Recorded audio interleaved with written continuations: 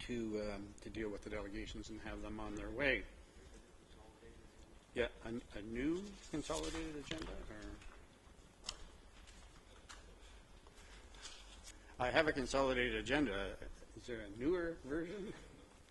There are additional delegations to the consolidated agenda, which has some additional delegations vis-a-vis the agenda that you received on Friday. So the first item and the first delegation, there is no presentation on this matter, but is Craig Robson on the TIG for 1011 Homer Watson. Welcome, Craig, again. You're back on a different TIG this time. Yes, thank you. And my comments are the same. Client fully supports the report, and I once more want to thank regional and city staff for being very cooperative and dealing with this in a very practical but intelligent way over a difficult number of facts. So, thanks very much, Craig. Any questions to Mr. Robson? The recommendation is on page 10 for the TIG for 1011 Homer Watson, the former Budd Automotive site. Councillor Redmond, you're moving it. Councillor Fox in second. All in favor? That's carried. Thank you. Thanks, Michelle. The next item we're going to do is the Stage 2 ION LRT from Kitchener to Cambridge, the preferred route. There is a staff presentation. Paula? And then we do have 2 or 3 delegations. Good morning, Paula.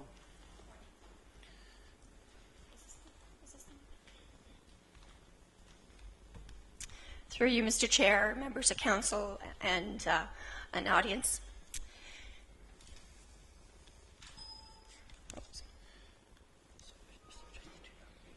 Just going to give a brief presentation of where we are at with the Stage 2 LRT from Kitchener to Cambridge. We picked up this project in about 2015 with a 2011 council endorsed route, which we took to the public in PCC number 1 to develop route alternatives and come up with evaluation criteria.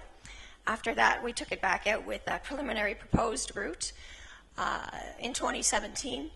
And we heard some feedback, so we went back and looked at some refinements, looked at all kinds of different alternatives, brought those forward to PCC number 3, as well as gathered more options in PCC number 3.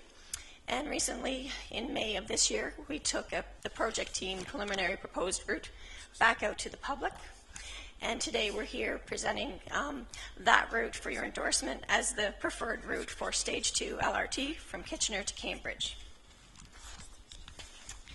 This is a proposed route. It starts at Fairway, works its way down over top of Fairway Road, goes along the highway, along King Street, past Sports World, down Shantz Hill into Preston, and it goes along Eagle Street and goes off on an abandoned spur, comes back down along Hespeler towards the Delta, and just before the Delta it turns off and uses the CP spur there, and then comes into downtown Cambridge via Beverly Street. The 2018 route, we made some refinements after we did all of our public consultation, and what we found is it's 3 minutes faster, there's 60 fewer properties impacted, 70 fewer full buyouts, 33 fewer built heritage and cultural landscape resources impacted. It reduced traffic and property impacts on King Street in particular from River Road to Highway 8. It reduces traffic and property impacts on Eagle Street east of Preston to Hespeler Road. And it reduced impact on the properties along Beverly Street because we've chosen to go behind Beverly Street and not on Beverly Street.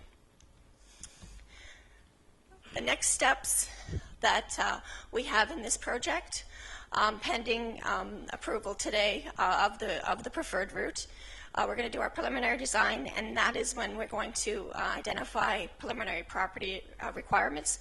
That was a major concern for people at the last PCC. They really wanted to understand the details, and so this is where we're going to get into more of the details.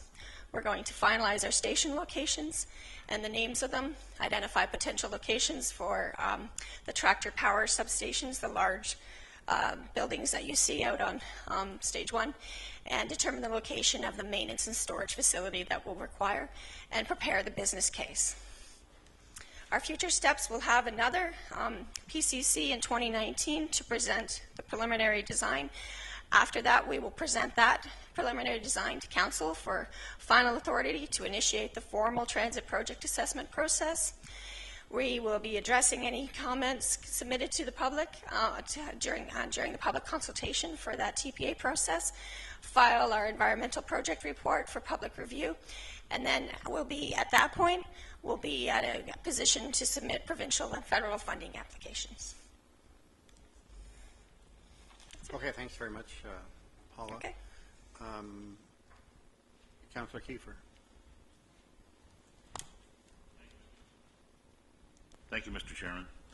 I have a resolution here that says that the region of... hang on, I'm sorry, that's my mistake. Yeah, we do have some delegations. Okay, thank you. I'm jumping the gun here. We do have 3 delegations, and sorry for that. So the first delegation is Leanne Mitchell, or are you doing it together, Leanne and Terry?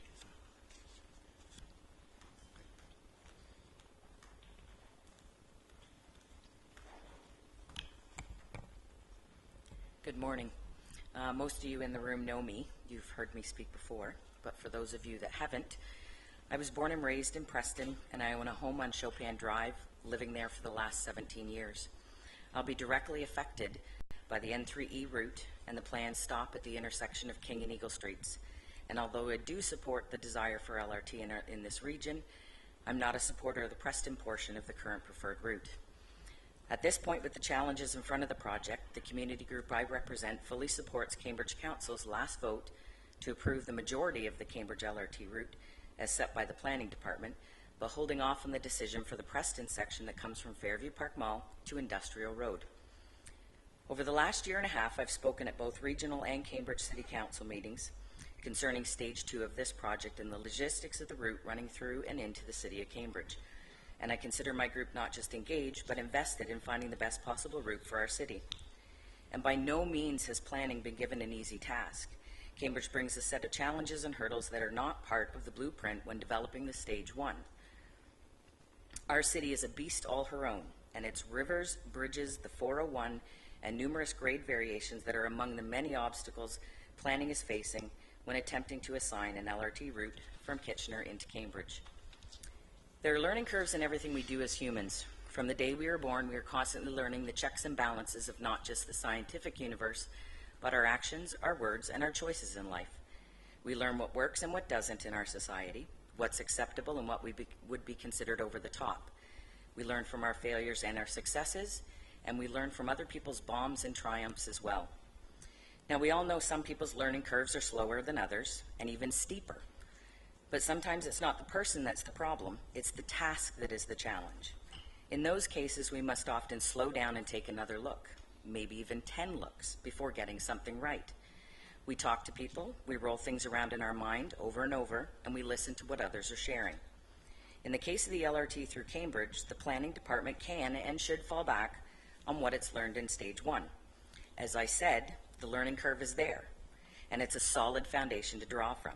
But because of the unique challenges Cambridge brings to the table, that learning curve can't be fully trusted. There are so many unanswered questions in this second stage of the LRT, and it's not the same as what was planned and placed in KW. Cost and environmental concerns can't be fully addressed at this point. Impact on traffic and heritage is actually a stab in the dark. Funding is this ugly thing lurking in the garden of a new government, and ridership numbers are as tangible as an iCloud. There's no definitive proof that what has been done in stage 1 has been a success, so quickly pushing forward with stage 2 seems reckless. Right now, the region has a perfect safety record because the trains aren't moving. We haven't been through a brutal winter or suffered an intense storm that would bring down trees, cut electricity, or demonstrate the challenges of removing snow from LRT tracks and stops. We haven't seen damage from flooding and ice jamming because the LRT hasn't crossed rivers that experience that regularly. Planning has not done a lot of the things that will be required to place this LRT in Cambridge. So they can't have all the answers. no matter what computer models show after inputting data. Yes, they have to go on something, and yes, they have to rely on the information at hand, otherwise they'd be staring at each other across the table and nothing would get done. But holding back, taking another look, and listening to individuals who intimately know the area they are prepared to alter are not bad things. And in no way is a slowdown on the LRT route into Cambridge speaking to planning's inability to handle the task on their desks. If anything, the pause is, and another look is to the route speaks to the aptitude and determination to get this right for Cambridge. There's nothing wrong with being sent back to the drawing board. There is no foul in stating that, well, we have most of it, but not all of it. Planning's been giving a tricky and demanding task, and saying that they need more time to figure it out is part of any good learning curve. You want to access Cambridge through Shants Hill, the Speeds River, and King and Eagle Streets. It is the oldest part of the region they are tinkering in. You need to be gentle, aware, heed the warning of residents. We know Preston better than anyone because we're there, living it, 24/7. The current N3E route into Cambridge is a poor selection. There are alternative routes that will shine and service the residents effectively. The residents groups from 3 Kitchener communities and our Preston group strongly urge planning to take another look at this small portion entering Cambridge through Preston and find something more suited to Cambridge. Thank you. All right, thanks, Leanne. Any questions to Ms. Mitchell? Okay, seeing none, thanks. Terry Missick?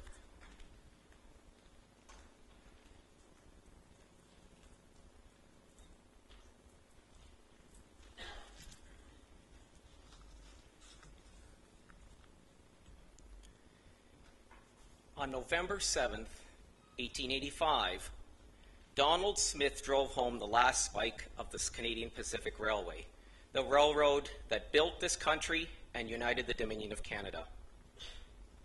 If any of you have studied the last spike ceremony, buried within the footnotes is something very interesting. Donald Smith did not drive that last spike in one try. It took him 2 tries. His first attempt bent the spike. His second one, he was able to drive it home. Now, history has a way of forgetting the footnotes. We have a love of looking at the big pictures.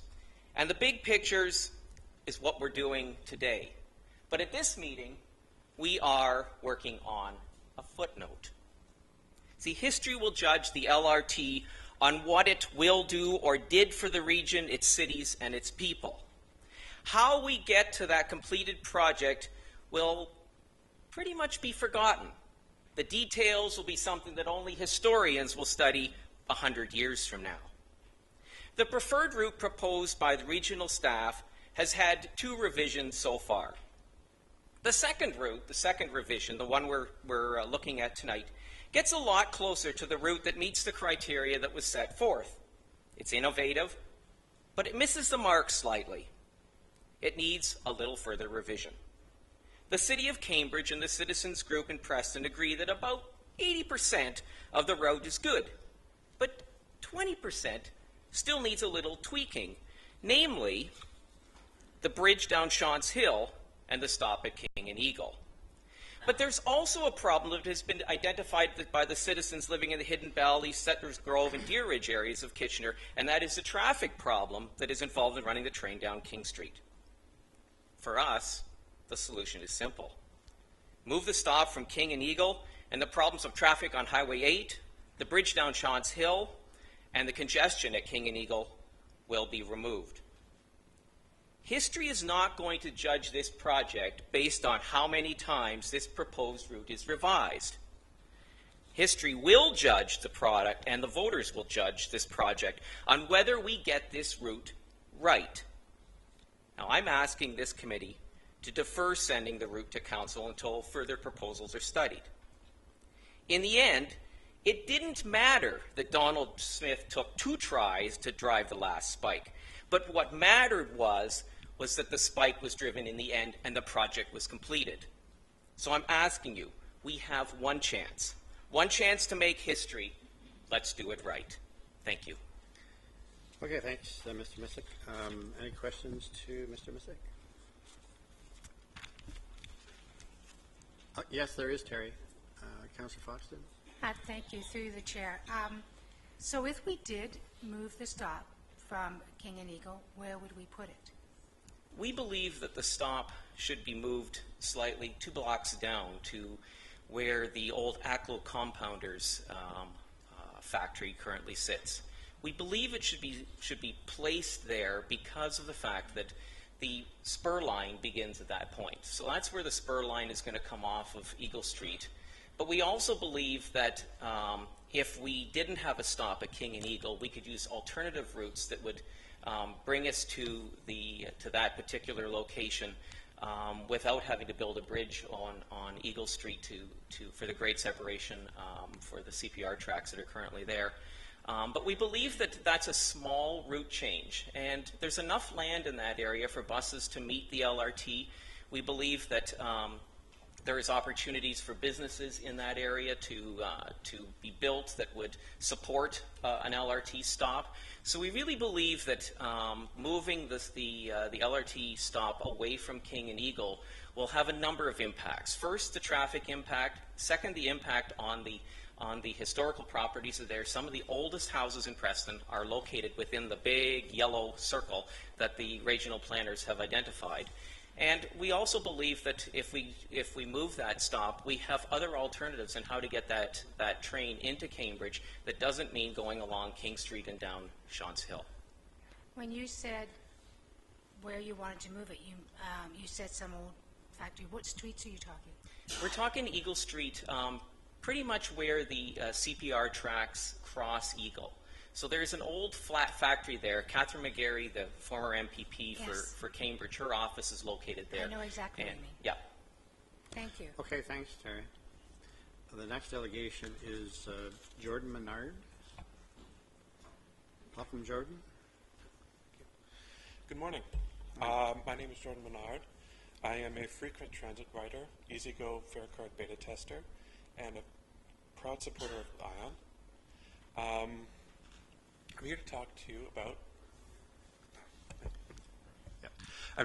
you about ION Stage 2 and how I'm supporting this route as it stands into the city of Cambridge. I feel that this route is important. It has all the facilities it needs to connect effectively with GRT and with the proposed 2021 transit network. I feel the opposition is not looking into what is going to happen to Cambridge Transit over the next few years. There will be a new I-Express that will run down King and Coronation Boulevards to Southwood and Galt. This route will need effective connections to ION and ION Stage 2. I feel I'm sorry, I'm just nervous. Oh, that's fine. You're doing good.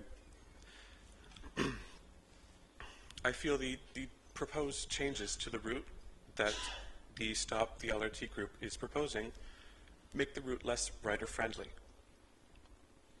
Moving the stop away from King and Eagle would require you to transfer from this I-Express to go down the street to meet the stop,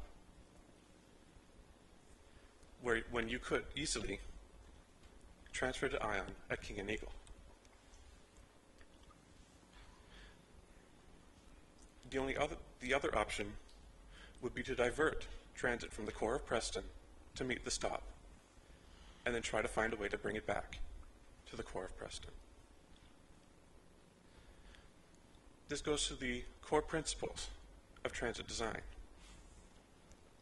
That it be fast, that you'd be able to make the connections effectively, that it's fair, frequent, and rider-friendly. I believe that this proposed route meets those principles effectively. Thank you. Okay, thanks very much, Jordan. Any questions to Mr. Menard? Okay, seeing none, thanks, Jordan. Are there any other parties that wish to address this particular matter in the audience? Okay, Councillor Kiefer.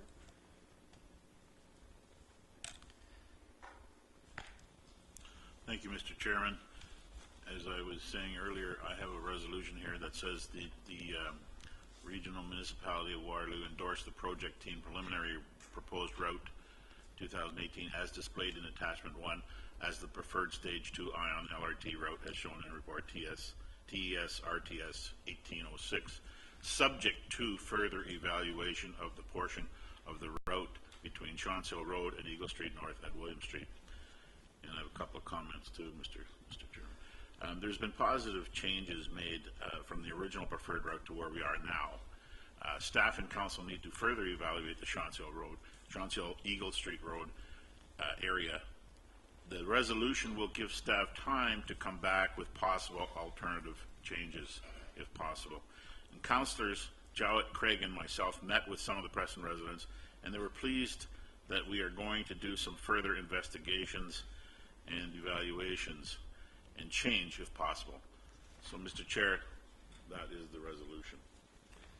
And seconded by Councillor Jowett. It is. Okay. Chairman Sealing. Mr. Chairman, I think this is a reasonable approach, and it doesn't say that we are necessarily, we may or may not change it. We're going to study it further, hear what people have to say about the route. There are also criteria for meeting the route, and at the end of the day, it has to produce the objectives of the business case, because without a business case and meeting those objectives, we won't get funding from provincial or federal governments. So we'll do that review.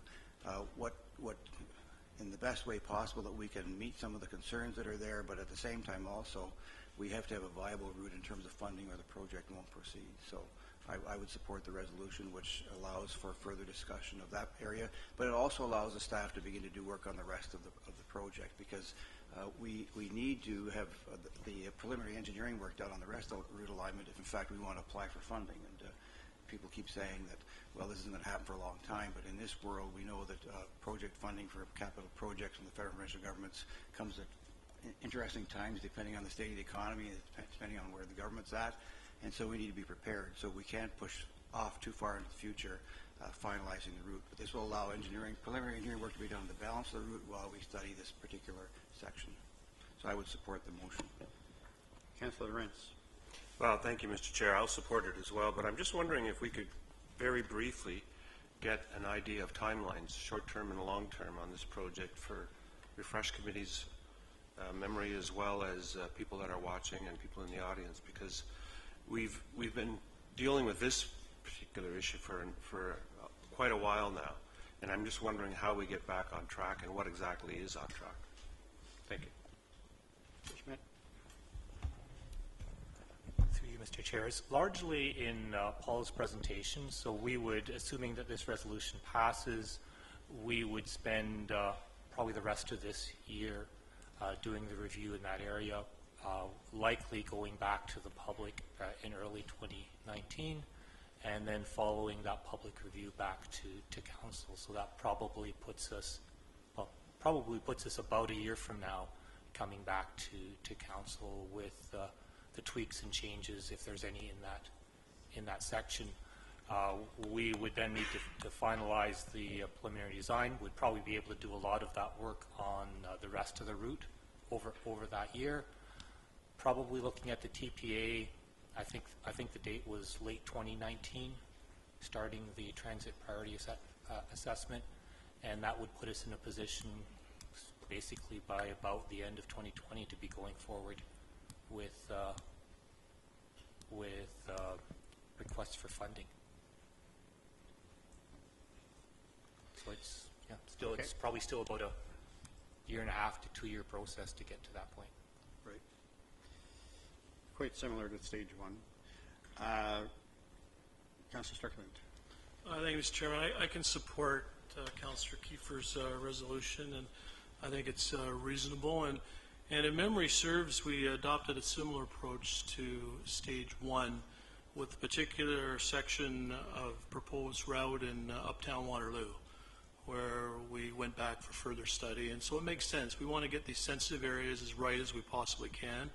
There's no guarantee the route will change, but we'll go back and have further study and have a closer in-depth look at it, and if there's another route that makes sense, then we'll adopt it. So it leaves us that opportunity to have a good second look at that portion of the route, so I support it. Chairman Sealing. I'm just suggesting that Councillor Kiefer could add to his motion the balance of the recommendation, which is the additional funding to do this work, which is in your original agenda. He just read the main part. Yeah. Just to add the second part of the motion, Second Councillor part. Kiefer, the additional funds for WSP. I imagine that's okay with you?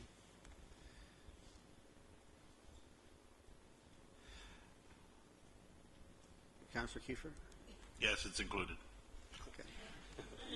The seconder agrees. Okay, I have no other, I wanted to ask the question. Hello, Oh, it's not is it here. not coming up? You're I've got on. speak on, okay, Yeah. thanks. Go ahead, Councilor Mitchell. Okay, I also agree with the motion, and that's great, but I just wanted to ask a question. Because of the way the new route is above Eagle Street, there was a stop at Eagle Concession and Speedville, and I just wondered, is it possible to put something back in there, or is it just so far out that that's not going to work? Because that was sort of a nice LRT stop before for development, and now it's gone, so I'm just wondering if anything can be done about that or not. I mean, I think that is in the area where there's the abandoned spur line, so I think That's right. So we wouldn't be looking at a stop along the abandoned spur line? So that stop is gone then? Yes. Yeah. Okay. That's an unfortunate side effect, but, okay. Okay, now I have a question that I want to ask in regards to Shantz Hill. And does this motion fix Shantz Hill as the preferred route, and it's just a matter of how it's engineered? Or is Shantz Hill still in play, whether it would be there or not be there? And I asked that question in regards to the concerns that some of the citizens in South Kitchener have had in terms of an alternate route that would not use Shantz Hill. So is that off the table, so to speak? So I would say staff's interpretation of the recommendation is the route is essentially fixed from Fairway Road, down River Road, down Highway 8, Old King Street, and then we would be looking at alternatives of going down Shantz Hill, alternatives of station location in Preston, alternatives that tweak the track location through that area of Preston to connect into the abandoned spur line. So we would, based on this recommendation, be coming down Shantz Hill.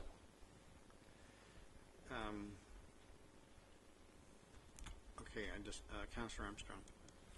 Yeah, I can strongly support the resolution as is presented, and I'll back up Chairman Sealing's comment about the funding.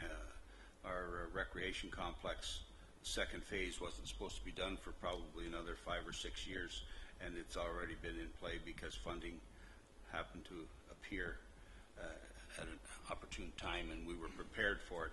So I concur with that things can spring up and we can get things done a little sooner, which is what I would like to see, hopefully, because I think this should have been something that should be done now.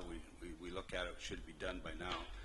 And I agree that we do need to look at, I myself am concerned about the trestle going down Shantz Hill and across into that intersection, which is a point of congestion. So if we can truly look for a better solution, I think we should try very hard to do so, because I think it is a concern. I don't think we need to be putting high trestles in down through a valley like that, because it becomes quite a concern and maintenance. Okay, no further speakers, all in favor? And that's carried. Okay, the next item is the East Side lands. And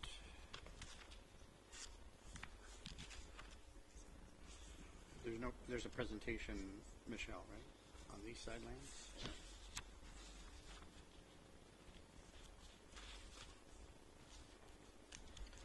Okay.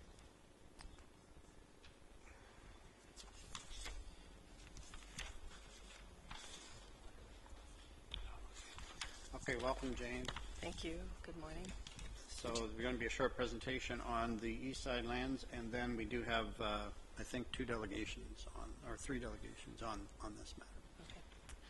Thank you. Good morning, Chair Galloway and committee members. My name's Jane Gurney, and I'm a planner here at the region, and I'm a member of the project team for the East Side Lands Stage 2 project. It's a larger project that encompasses a number of items, and it will ultimately result in a master environmental servicing plan for 170 hectares of land on the east side of the region. When the ROP was approved through the OMB decision in June of 2015, there was a justification provided for 170 hectares of urban designated greenfield area to be addressed through a future ROP amendment that includes a maximum of 55 hectares of land located in Woolwich and a maximum of 115 hectares located in Cambridge. I'll provide an overview. The ROP amendment was presented at a statutory public meeting on May 1st, and we're bringing back the amendment now for recommendation, and I'll go through it very briefly, as I've been encouraged several times today. And I'll highlight the changes primarily highlighting the changes. So in Woolwich, we're looking at 55 hectares distributed over 2 parcels. For some additional context, I've put that over an aerial so you can see it better. Parcel 1 is just over 10 hectares, and parcel 2 is just over 44 hectares. And they can round out basically the Breslau settlement area as it exists today. We've also maintained a policy that will ensure that the southern limits of this area, it aligns with the future Ottawa Street extension once that alignment is finalized. So moving into Cambridge now, we're proposing to designate 114.49 hectares of urban designated greenfield area, and focused around a mixed-use node at the corner of Middle Block and Fountain Street, shown in purple. So again, using aerials for some additional context, we're proposing to designate approximately 100 hectares of land at the northwest corner of Fountain and Middle Block. This has not changed since the May 1st meeting, and it offers an opportunity to provide significant residential development in a large continuous area. Previously, we were proposing to bring in approximately 11 hectares of land on the east side of this intersection as, again, mixed use or urban designated greenfield area. This land is currently in the urban area, and it's identified as Prime Industrial Strategic Reserve, or PISR. We can do this through the policies of the ROP, but in order to do that, we need to make a change somewhere else to ensure that we maintain that overall quantity of employment land. So previously, we were proposing to bring in the 11 hectares here. There was a delegation made to this council, as well as to the City of Cambridge Planning and Development Committee and the council, asking that the balance of that property, which is shown as identified as number 5, also be brought in. Staff has assessed that request and ensured that it meets with the criteria and it makes sense, and we're supportive of that request, which was made by the landowner and by the City of Cambridge. So now we're looking at bringing in 14 hectares of land on that side rather than 11 as previously proposed. So in order to offset or account for that change in the employment land to residential, we need to find somewhere else to locate those lands. So previously we were proposing part 7, which is shown as sort of the jagged area on the eastern edge of the map, and that really is contiguous to the existing PISR. Thank you, whoever is doing that. And it will be, it follows the subwatershed study in that area, so it made sense to keep that one in. We were also previously proposing to bring in number 8, which is down towards thank you. We're no longer, that's also contiguous to the PISR that exists, but it's also in the urban area. And now that we had a slightly larger quantity of land, we felt that it made sense to move it together and consolidate it. And now we're looking at the northwest corner of Fairway Road Extension and Fountain Street, which you may recall the owner made a delegation or presented at the May 1st meeting, and they were supportive of having their lands in this. It also includes property from another landowner. This property is identified as being in the future employment reserve through the airport master plan, and we've also proposed a policy that will allow us to examine the balance of those lands through that upcoming municipal comprehensive review in light of that designation. So as a very brief overview, the lands that are affected by this proposed ROP amendment are identified in green here with the hash marks. Those are the ones we're proposing to bring into the urban area and identify as urban designated greenfield area. The lands in green that don't have the hash marks are proposed to be changed in designation from prime industrial strategic reserve to urban designated greenfield area. And finally, the lands shown in the blue are proposed to be designated as prime industrial strategic reserve in order to accommodate for that change in the lands at the northeast corner of Middle Block and Fountain. In addition to the mapping changes, there's been some policy changes as they're identified in your report.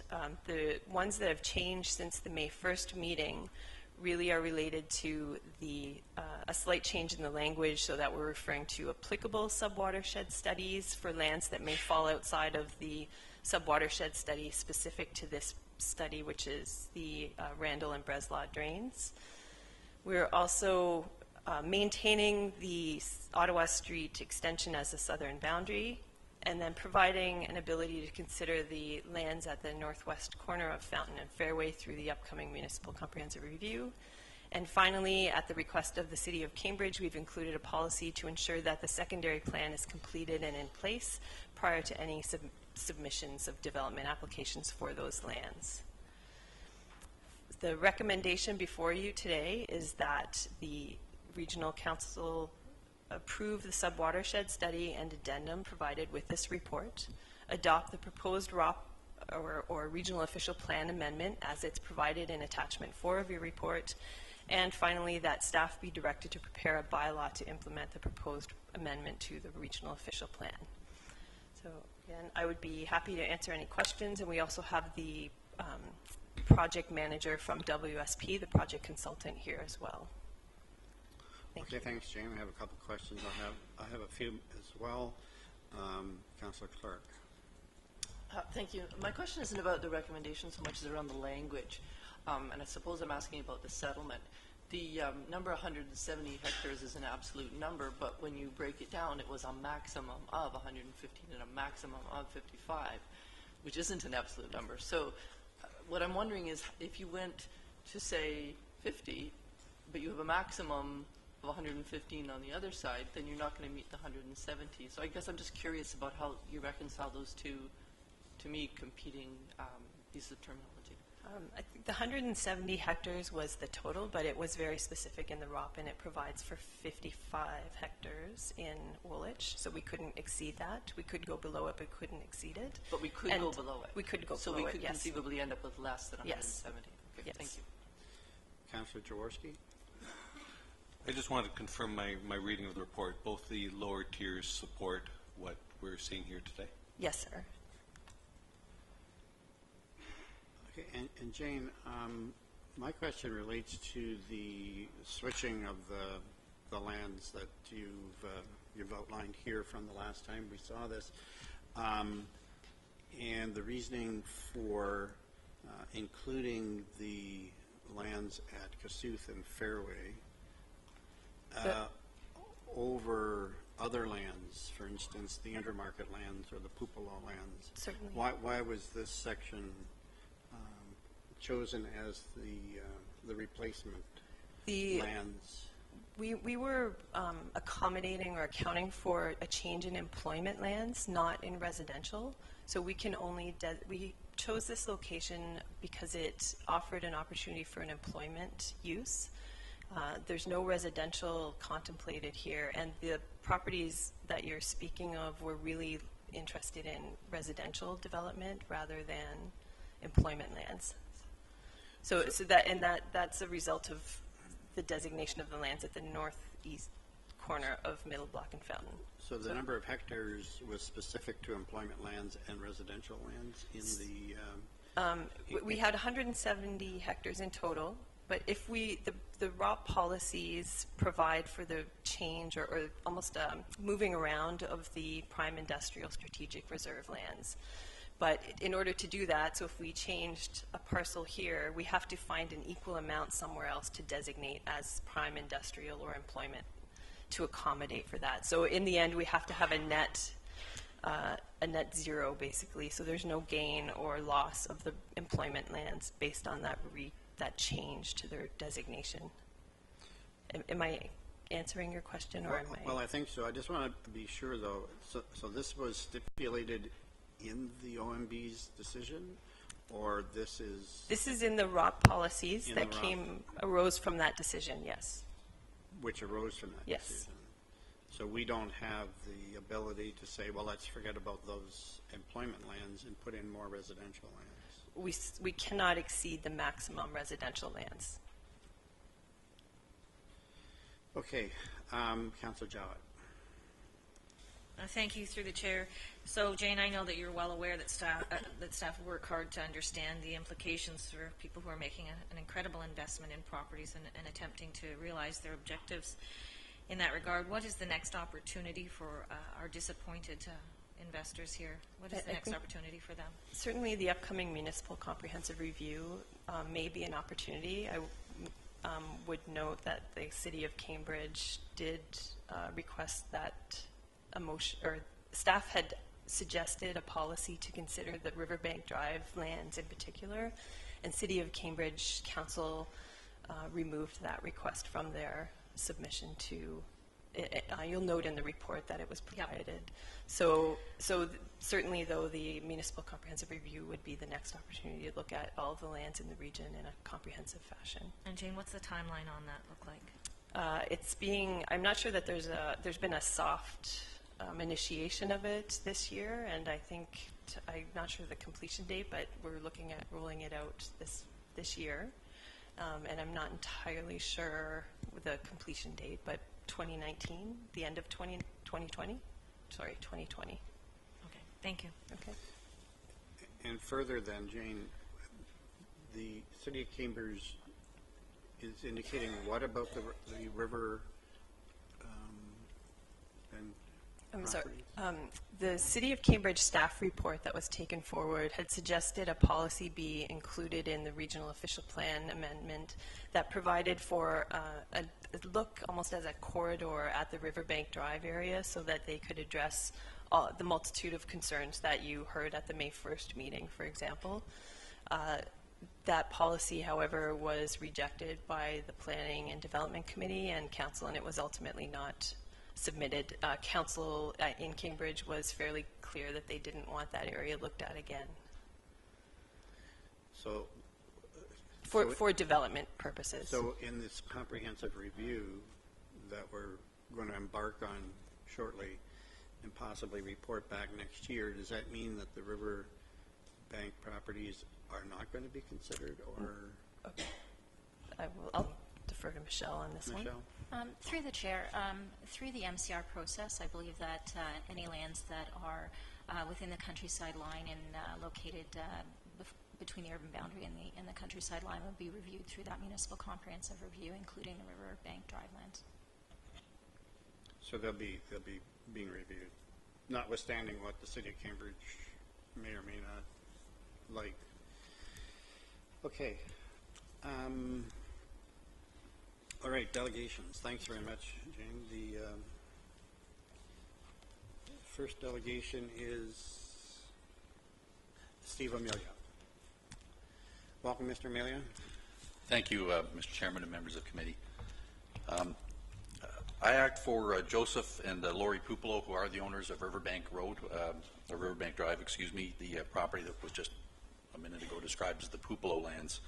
I submitted a piece of correspondence yesterday by email. I understand it was distributed electronically. And I brought hard copies today. And if I could ask you to turn to it, because I did include some attachments that I'd like to refer to briefly. The letter itself is 5 pages, and then on the 6th page is a map which illustrates the current extent of the lands. And there are a couple issues here. First of all, you'll see that there is a second exit onto Riverbank Drive. That's been obtained or secured over lands owned by James Boudreau, the owner of 1010 Riverbank Drive. And Mr. Boudreau is here today to speak in support of the inclusion of these lands within the expansion. It also includes the Rusakis lands, and if I could take you then to the next page, page 7 of the submission, and it's an aerial photograph that sort of lays out where the lands are located. The Pupolo lands to the south, the Rusakis lands to the north, and all of the lands lie between Riverbank Drive and the Grand River. And we've illustrated on there the potential to create a trail and access to the river if these lands are in fact brought in. So our submission from a planning perspective and from a legal perspective is that the last round of appeals, the official plan appeals, our clients' lands, all of these lands were included within the area that was to be given priority consideration in the next expansion of the urban area, and that was reduced to writing in modification L to the official plan. And that provided for the addition of new regional official plan policy 2.B.3 sub J, which in turn provided for 2 things that are key to our submission. Firstly, it provided that priority consideration would be given to the lands in which the Pupolo property is located between Speedsville Road and the Grand River, not Riverbank Drive, but all the way to the Grand River, to designate up to 115 hectares of new urban designated greenfield area. And our property, the Pupolo property, is within that priority area. Then there was a second provision that provided that within that priority area, additional priority was to be given to enhancing the residential area west of Fountain Street, north of Middle Block Road, and south of Fairway Road North. And again, the Pupolo lands fall within that second priority area. And so it's not just a matter of submission or wishing. It's an official plan direction that the property was to be given that priority consideration. And it's our respectful submission that unfortunately it wasn't. For some reason, our clients' lands were not included in the original mapping that went to the first public information session to start this public consultation process. And that was brought to the attention of staff by our clients. But again, in the second meeting, they hadn't been included within the mapping. And I understand, and I wasn't involved at this point, that it wasn't until the third public information session in November of 2017, some 18 months into the process, that the lands were finally included, and that's what's shown on the map I've submitted. And unfortunately, it seems to me, and by that time, when I review the history of the matter, that the consideration had been prejudiced, and we see that just not as a flaw in the process, but an issue of consistency and conformity with the official plan. Fortunately, it's not too late from our client's perspective to address that issue of conformity. Option 3 in the WSC Planning Rationale Report does provide for the inclusion of those lands, although that recommendation would have to be modified somewhat to include both the Rusakis lands and the Boudreau lands. And that is an option that in our view would conform to the official plan and would constitute good planning, and it would not involve the leapfrogging by properties not previously identified as priority lands within this process. Now, I have included with my letter a detailed planning opinion submitted by David Butler of Butler Consultants. Mr. Butler is here to answer any questions the council may have with respect to his report. I've also included a supplementary servicing report that was prepared over the weekend by Associated Engineering, which confirms that not only can our clients' lands be serviced, but they can be serviced more readily than some of the lands that are under consideration for inclusion within the urban area. So I would just ask that council, there's a lot to consider here. I got a bit of a taste of what it's like to be a regional councillor over the weekend when I was reading 300 pages of reports and trying to make sense of it and come up with a submission by 3 o'clock yesterday. It's a lot to consider, but I would ask that council, in addition to what it has already considered, carefully consider the materials that we have placed before you today, and follow the provisions of the official plan, and include the Puplo lands within the area that is being brought within the urban expansion. Thank you. Okay, thanks, Mr. Millia. I think Chairman Sealing? Could you help me understand your argument a little bit? Are you saying the direction was that the lands west of Fountain Street, that 115 acres were to be considered out of that whole parcel, which meant that some lands would be in, some lands wouldn't be in at the end of the exercise? Am I understanding you correctly? Are you saying that because they're in this broad area, everything in that area had to be included in the residential designation? Through you, Mr. Chairman, no, I'm not saying that, Chair Sealing. What I'm saying is they had to be given a level playing field in this process. And so all of the lands within that area should have been looked at together at the same time and equally. And for whatever reason, that did not happen. And by the time our clients' lands were finally brought into the meeting, into the consideration, they were so far behind that, in my view, it was impossible for them to catch up. And I think, again, the process isn't over, so there is still time to catch them up.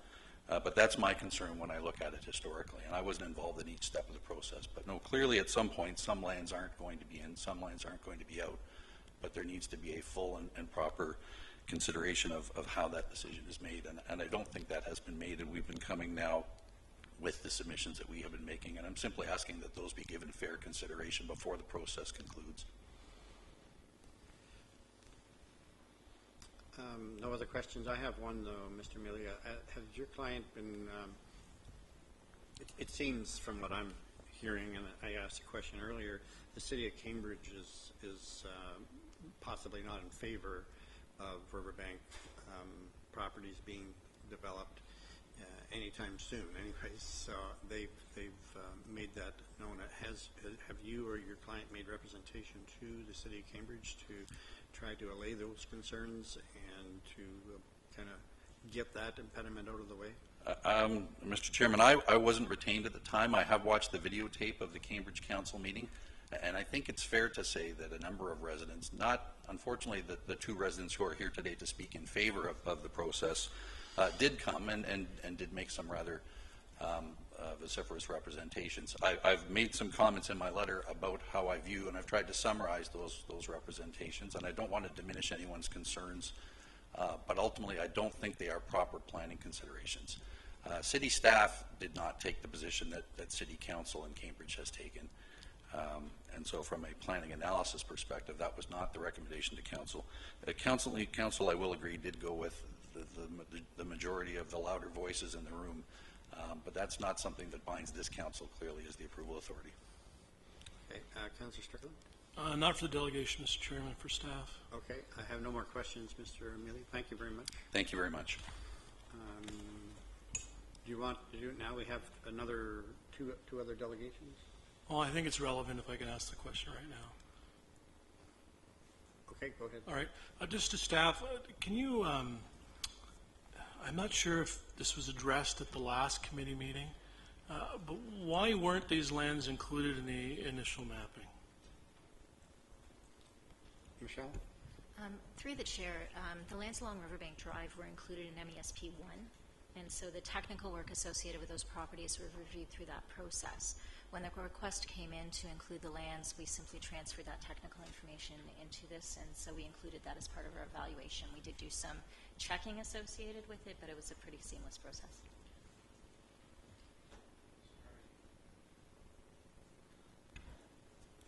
Let me try. So through the chair. That might be too technical for me. There was a lot of acronyms in there. So there's been a couple of separate studies that were done on the east side lands. The first ones were the MESP1 study, which brought in the Master Environmental Servicing Plan, or study for the east side lands. And this is the study that brought in the Prime Strategic Industrial Reserve lands. And so it included a subwatershed study and infrastructure studies related to those lands. So these lands were reviewed through that process. So the initial phases of the second study that was looking at bringing in these, the potential for bringing in the 170 hectare residential lands were focused on the Randall and Breslau drains. And so that was part of the decision by staff, was to use those sub-watershed boundaries as the boundaries for this study. So that being said, that was the reason the line was drawn where it was, because the lands along Riverbank Drive had essentially already been studied from a technical perspective, although they weren't included as part of the employment lands at the time. So when the request came in from Colacorp for the lands along Riverbank Drive to be included, it was actually a fairly seamless process to go back to MESP1, pick up the information that was prepared, and then transfer it into our study.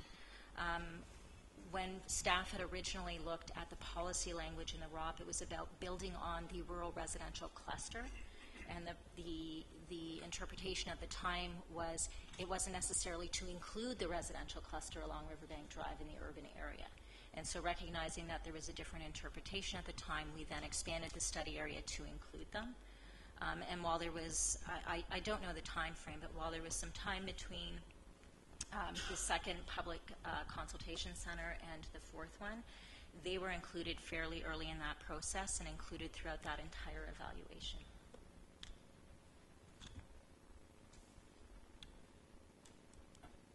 So if I understand what you're saying, then there was an initial screening.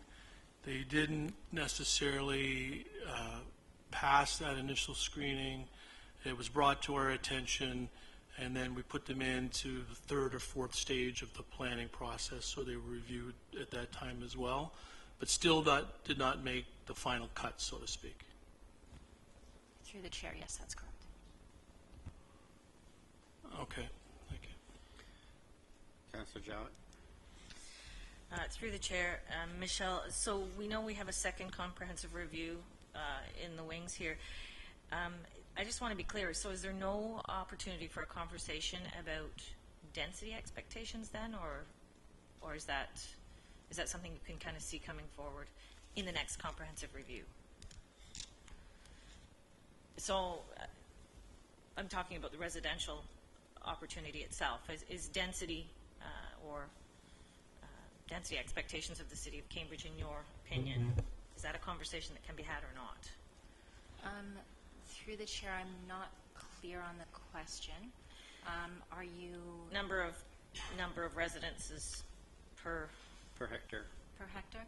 So through the MCR, the targets for the designated greenfield area has increased.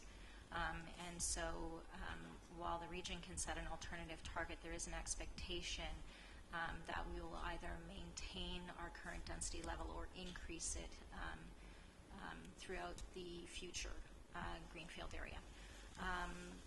So there would be opportunities to have conversations about density in the future. I'm just... Yep, that's good.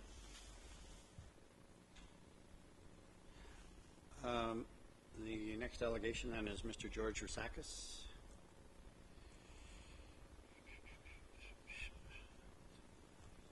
There he is. Good morning, Mr. Rusakis. Good morning, Council.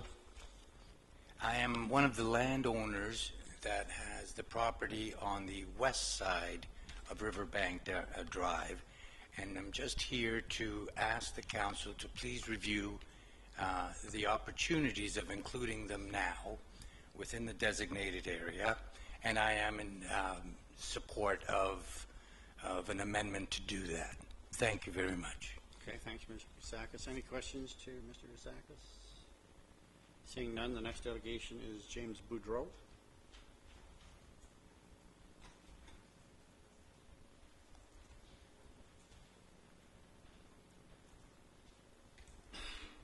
Welcome, James. Good morning. Good morning, everyone. Councillor, Mr. Chair. I'm the owner of 1000 Riverbank Drive, as I think it's been mentioned here today. I just wanted to say a couple of brief things, which I'm bringing up for the second time in some cases. I've attended all the PCC meetings, and from day one, it appeared to me that there's been a bias, unfortunately, on including the lands west of Riverbank Drive. Wasn't included in the original MESP study. We had to fight hard to get that included, but there seems to be a real bias to including them. Not sure why.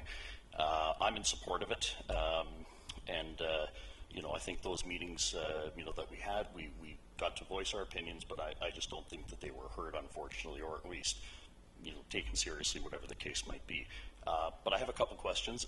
When we have services going into this subdivision across the street, why not extend them to Riverbank Drive? It seems silly not to include that. I think they're so close that it makes sense.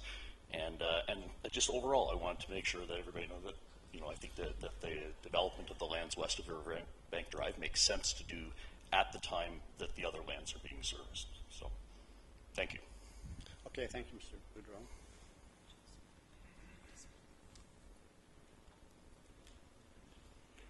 Okay, and I think the last delegation, Joseph Pupol.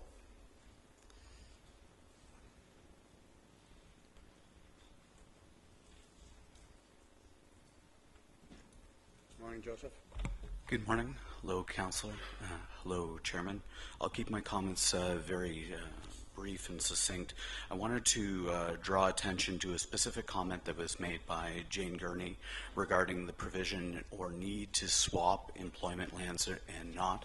I want to refer you to the letter specifically provided by Steve Amelia, who already gave an eloquent presentation on the topic, but specifically there is no provision within the regional official plan OMB amendment to necessitate swapping out of lands.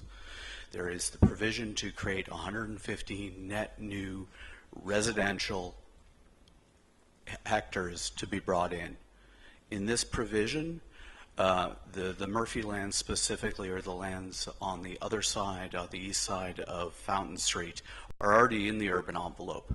So based upon this letter and his legal interpretation of this, we believe there to be a calculation error in how they arrived upon the 115 hectares. And we would contend that no one's lands need to be removed.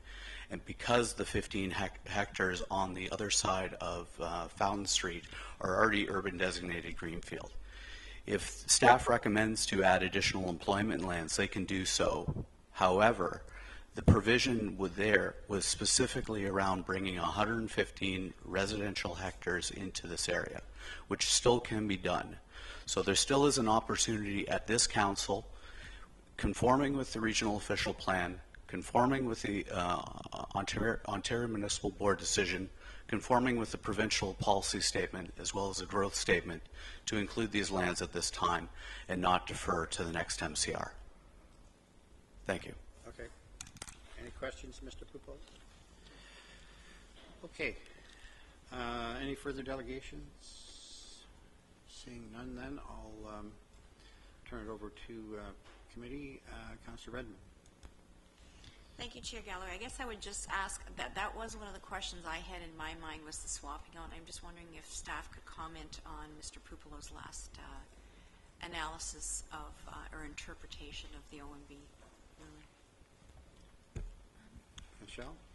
Through the chair, the ability to swap employment lands was included to provide some flexibility with respect to the location of the residential lands.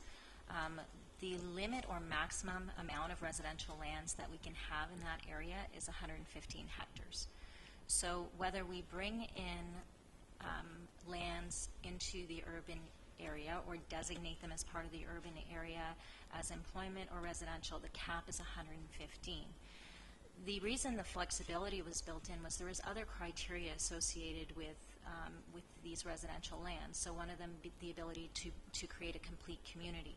So the ability to swap some of these lands provided us with that flexibility to create that node at Middle Block and Fountain. And so that's how those lands were used. It wasn't a requirement, but it certainly assisted us in being able to meet the other criteria that were in the ROPA associated with the new residential community.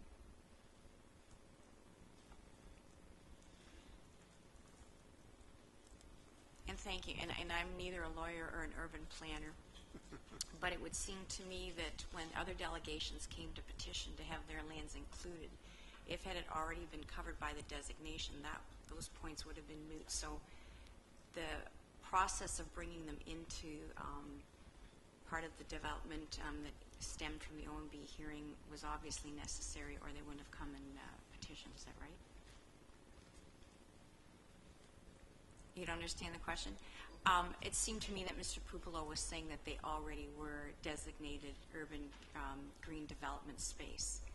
And if that really was the case and they didn't need to be brought forward, we wouldn't have had petitions from other delegations asking them to be included in this process. So through the chair, the lands that we swapped that were employment that we're recommending to become part of the designated greenfield area, they were within the urban boundary, but the additional lands that we're recommending to be added that are employment are outside of the urban boundary.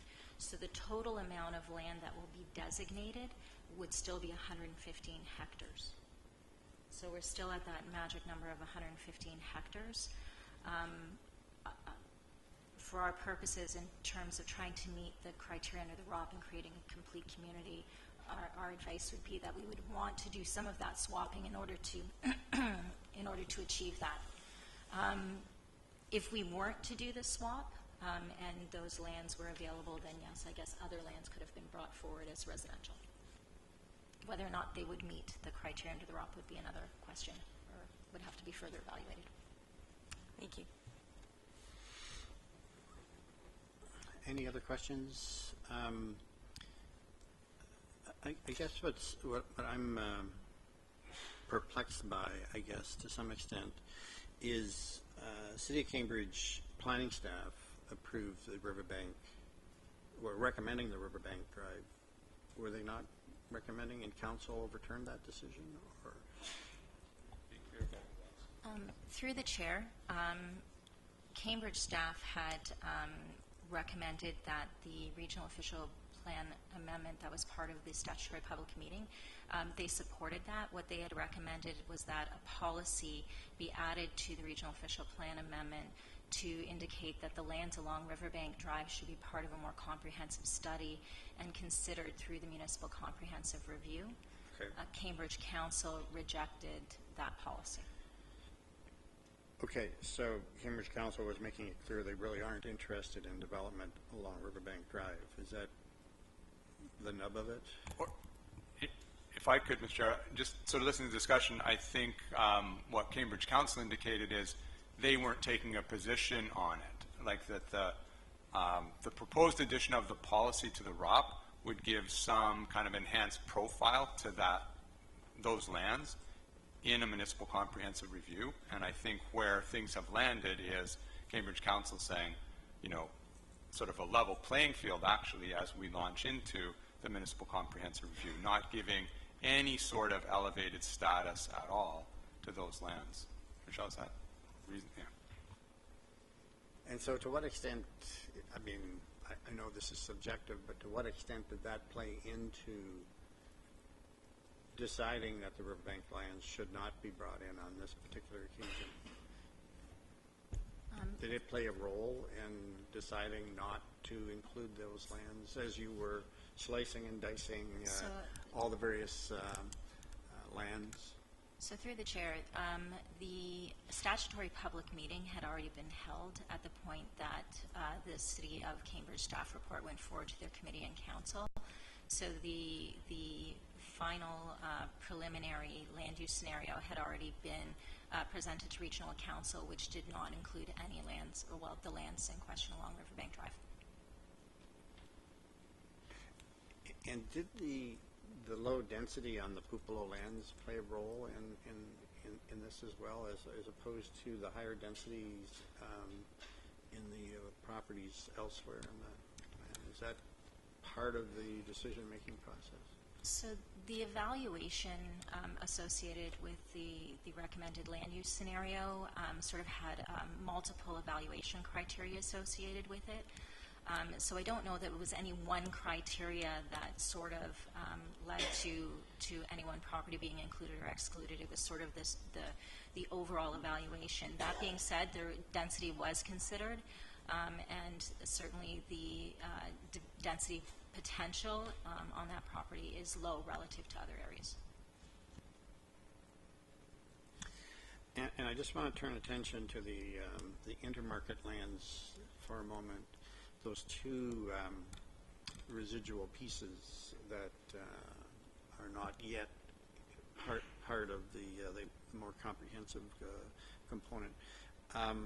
Were they eligible for the swap that took place, the employment land swap that took place, or were they not eligible for that swap? Or do I not understand that properly? So do you want to try to answer it? Okay.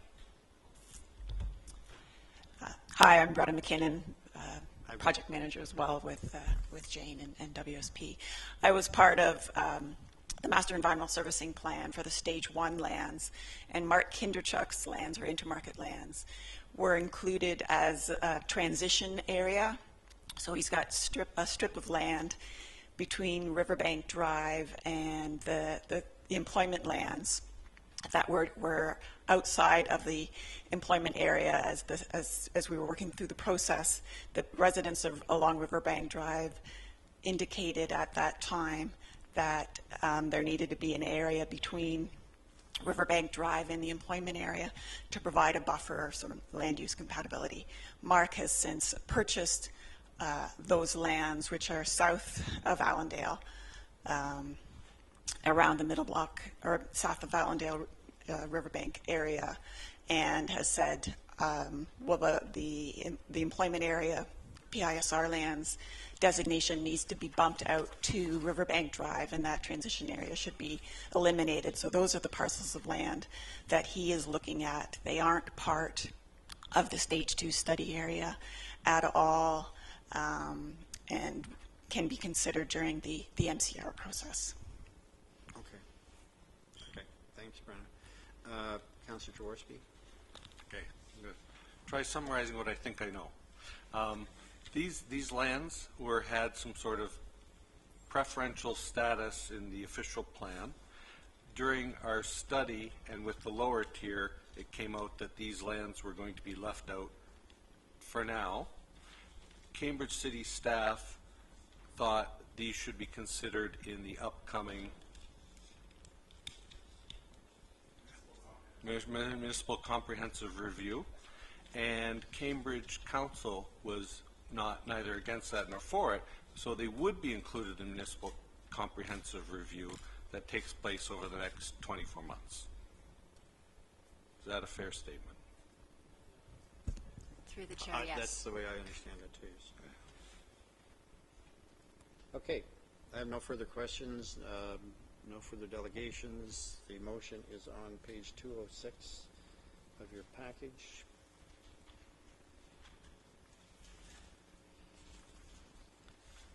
Accepting the staff recommendation.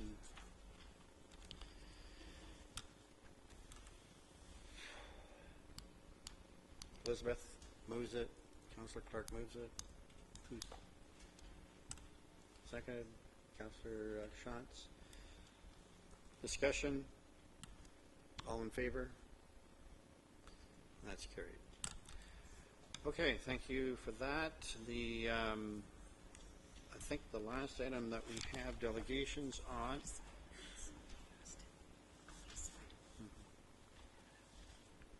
is on the Herb Street EA. Okay, Mr. Aston.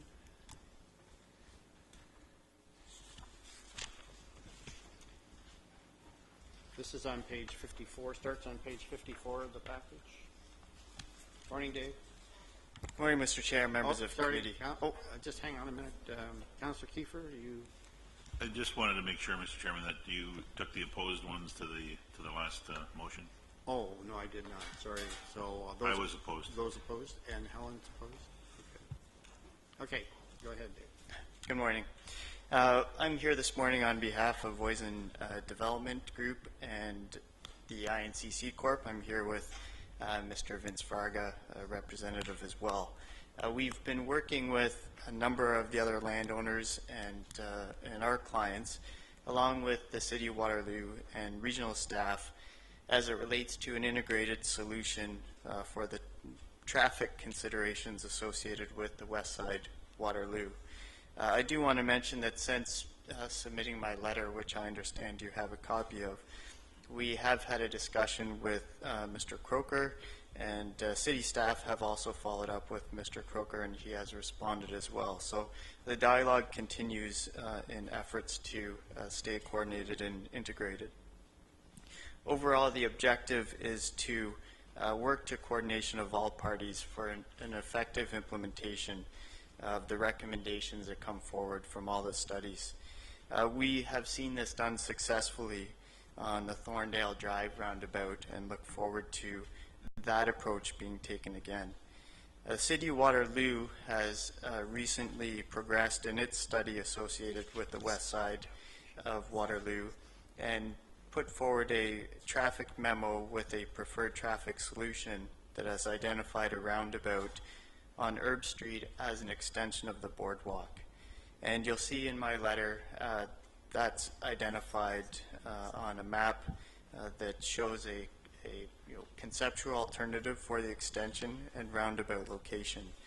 And that roundabout location was identified in the City of Waterloo report and described as the location for the preferred roundabout. Also, the last map in my letter is an excerpt from the staff report that identifies general location of roundabouts already planned.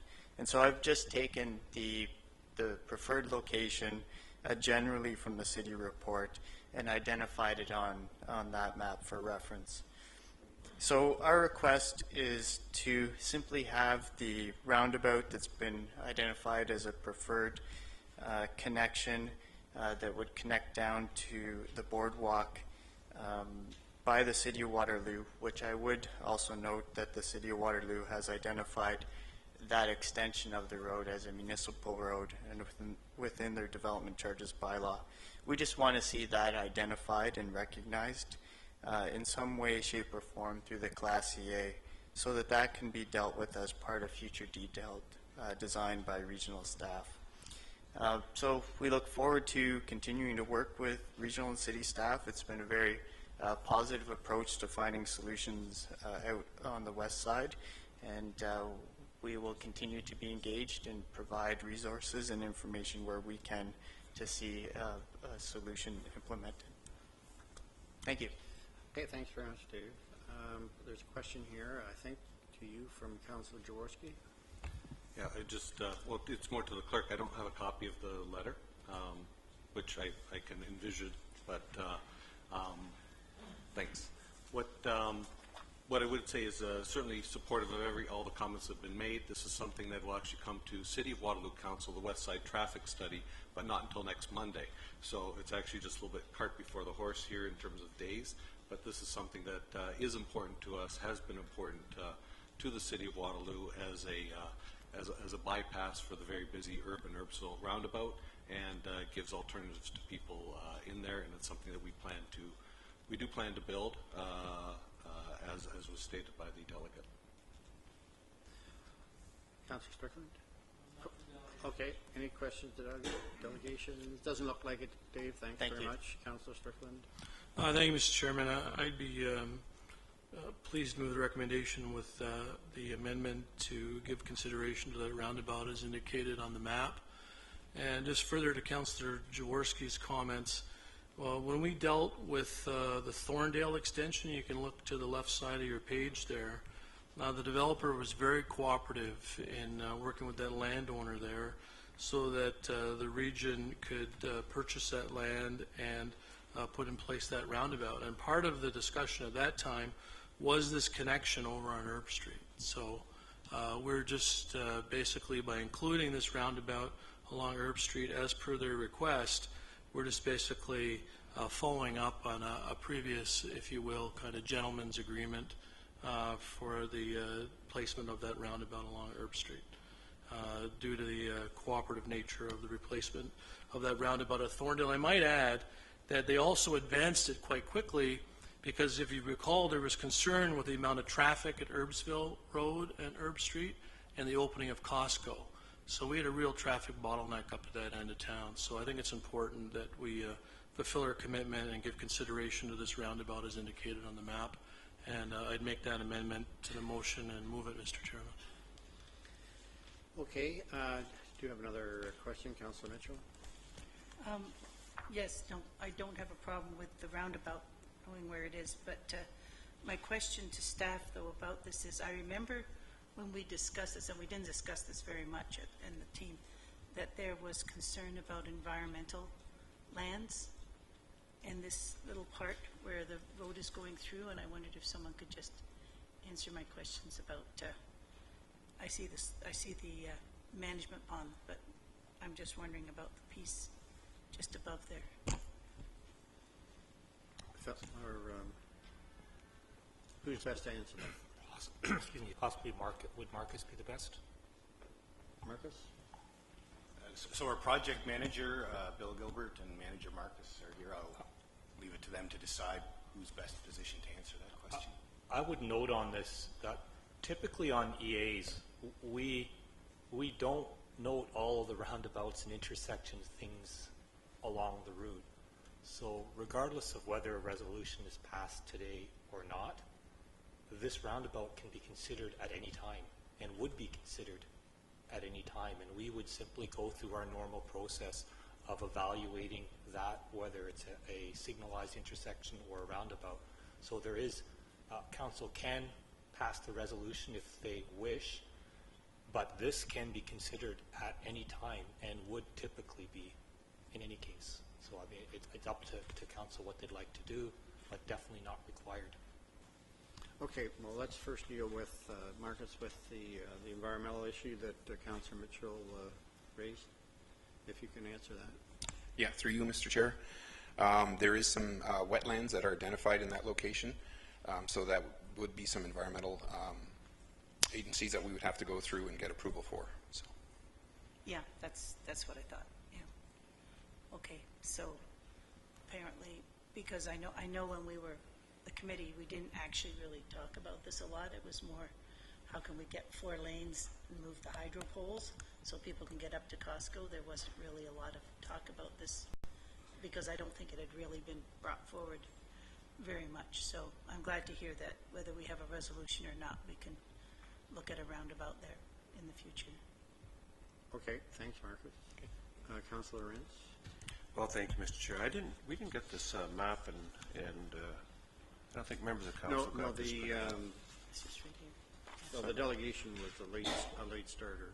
So, just to be on the safe side, Mr. Chair, I want to declare a pecuniary interest, conflict of interest. I work for Voisin Group and INCC, and also do work on their behalf. So. Okay, we have a motion on the floor, which is the staff recommendation with the addition of Councillor Strickland's addition, which specifically talks about the roundabout option. Mr. Schmidt, on the other hand, has indicated that that would be considered in the normal course of affairs, but I suppose there's no harm in it being in there explicitly. So someone, Councillor Jaworski, will second that. Questions? Chairman Sealing? So just a question from the staff. Is it this motion binds you to a roundabout? Wouldn't we normally do an evaluation as to lights versus roundabout before a decision was made? Unless I've missed something along the way? No, they'll both be evaluated as part of the EA. My understanding is, I think council just wants to make sure the roundabout is being considered. Yeah. Okay. Councillor Mitchell? Oh, yeah, and I just wanted to add that particular light is really annoying and backs up traffic, just to add. the bonus for the roundabout. Councillor Redmond? I apologize, I was out of the room for part of it, but part of the next step will be an accident report and that kind of tracking as well. There's none? Because I was wondering if there'd been accidents or incidents at this. Might be part of the EA process, I don't know. So this is the completion of the EA, so we're actually done the EA process. The next steps in this would be us moving forward into preliminary design and then design and construction. The intersection, this intersection, I'll call it or future intersection, we would look at that and evaluate both on potential accidents, life cycle cost, etc., whether a signalized intersection is better there or a roundabout is better there, and that would go through the normal design process then as well. Okay. All in favor? Opposed? That's carried. And we have one more delegation, another matter on the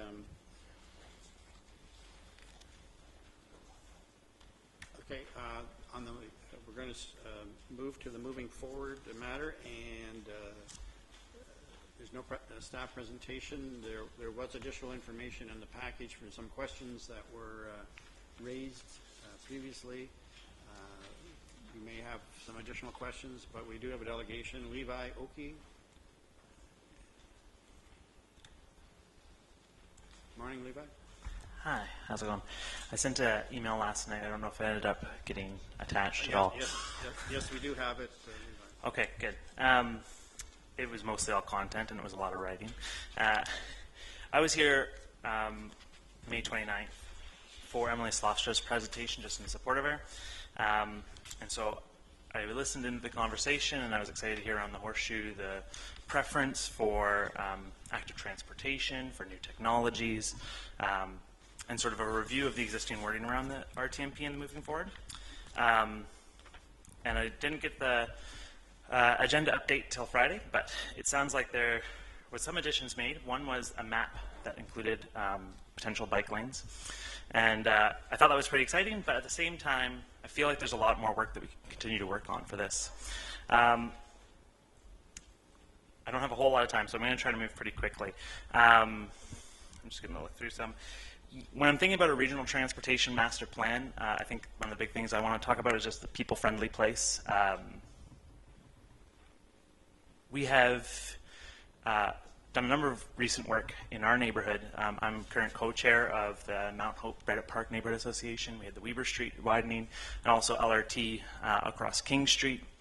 And both of these two regional projects have really hampered our neighborhood. So I know that when Jeff presented to Waterloo Council, that he mentioned that this doesn't include land use planning, and that anywhere where they put development, they see improvements and infrastructure improvements all around it, and there's new developments that happen around it. And Weber Street cuts through our neighborhood right down the center.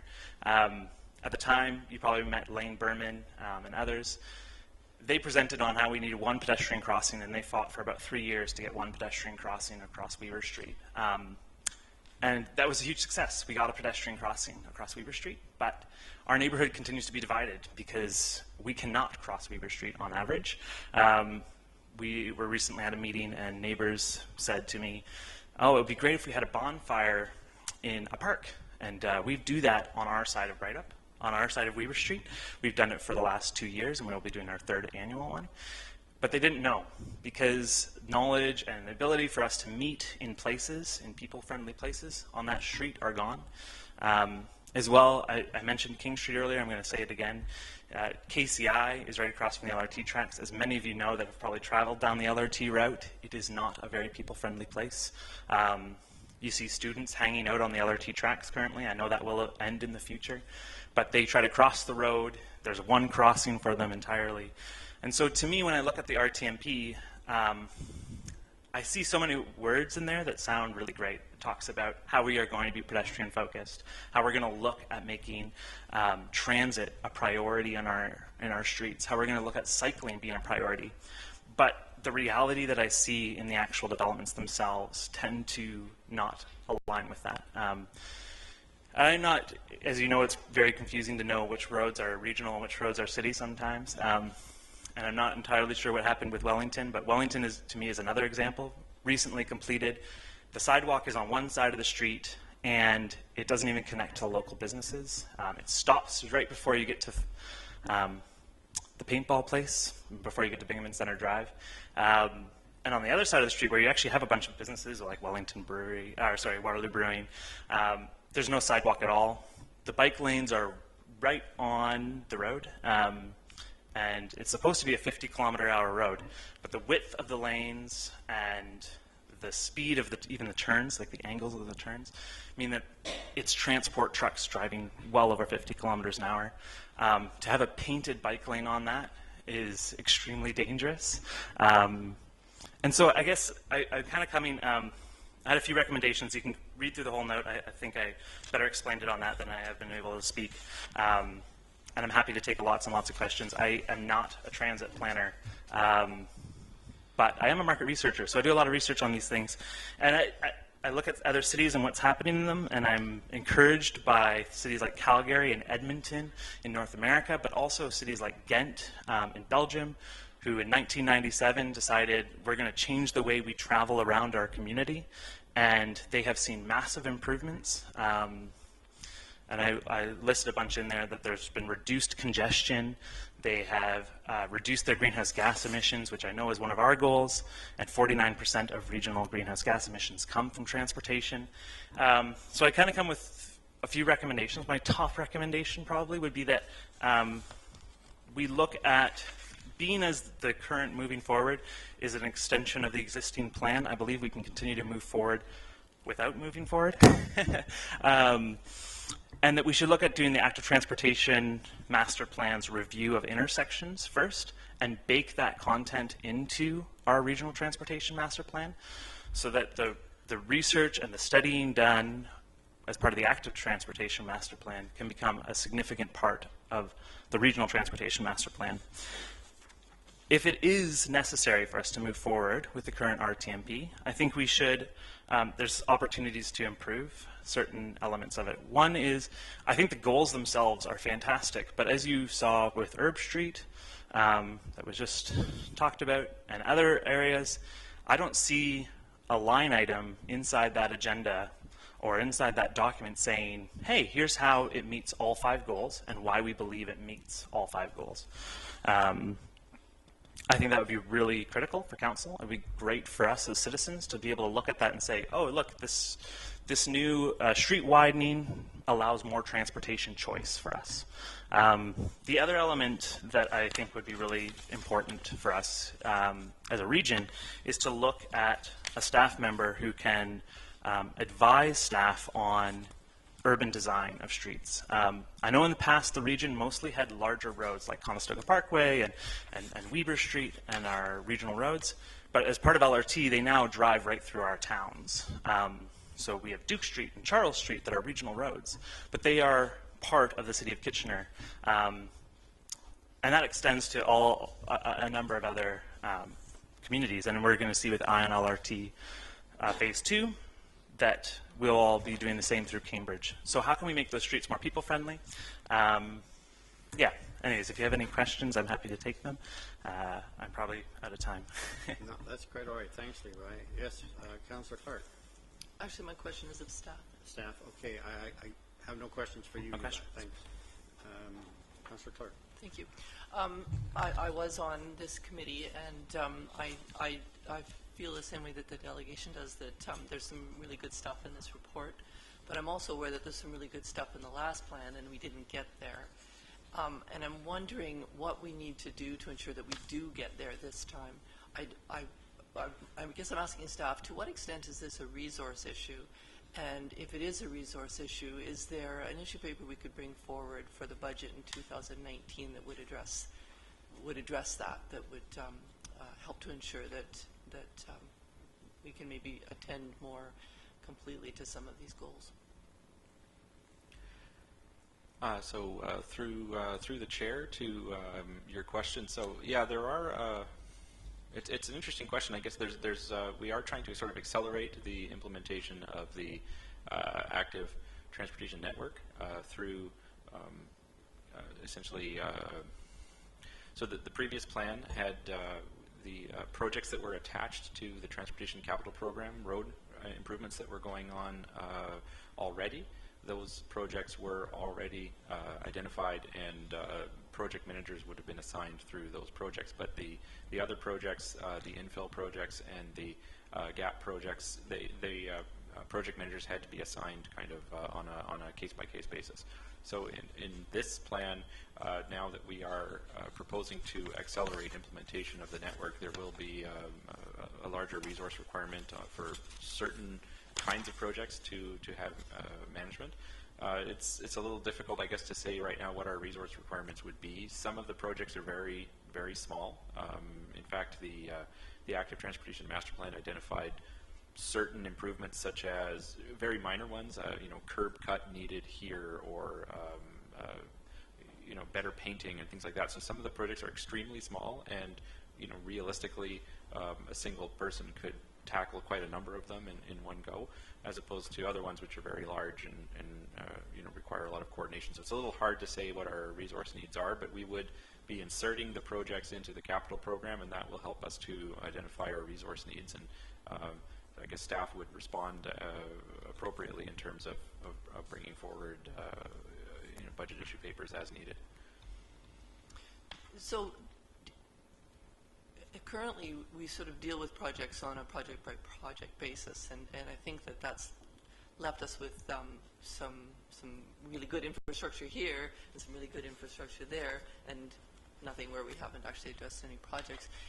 Would there be a benefit to having a staff person, for instance, who has more of an overarching position in terms of making sure that we have a little more integration in our planning, or does that already exist? I think regional staff collaborate quite well normally and to try to make sure that projects are coordinated, and there are multiple sort of checks and balances to make sure that that's done. So would a single staff person, I don't know if you had like an active transportation czar or something like that, would that person, would that be helpful? Possibly it would be, but on the other hand, maybe a commissioner question. Yeah. Or a director or question. Director question. I can certainly defer to, I think through our active transportation master plan, we do look at integrating all of those active transportation items. I think Herb Street was cited as an example today. Well, I think if you look at the design of Herb Street, it includes sidewalk, it includes cycle track on both sides of the road. So I would say every single one of our new projects includes active transportation facilities. I would agree that we don't go and tear apart roads early in order to put in active transportation. We assess the road condition, the infrastructure in the road, and there's a normal replacement process that's gone through. So yes, that does sometimes create gaps. The map that's shown is the whole network. We are in the process of closing all of those types of gaps. But I suppose if you said is finance an issue, I think resources and finance would be an issue if we tried to go forward and replace all of our roads just to put in place the active transportation infrastructure. I think we're trying our best with all the new stuff we're doing. We're trying to fill those gaps. I don't think that adding a staff person would necessarily change that. We work very actively with the Active Transportation Advisory Committee. We work with our local municipalities. I can show you a document where on the light rail transit system, the ION, we've gone through every single station, documented all of the connections that should be there, and are starting to put in plans to put those. So we look at where are the existing sidewalks, where are the existing trails, how do we connect those together? So I think the work is being done. It's just there is a lot of it. There are probably a few areas where resources would make a difference. Our budget for infill sidewalks is very, very small, and it's one of the issues we have. There are many areas, I'll pick one, Victoria Street, where there is a beaten path along Victoria Street, and there are no sidewalks there. When we get to redoing that road, there will be sidewalks there. There will be all that infrastructure there.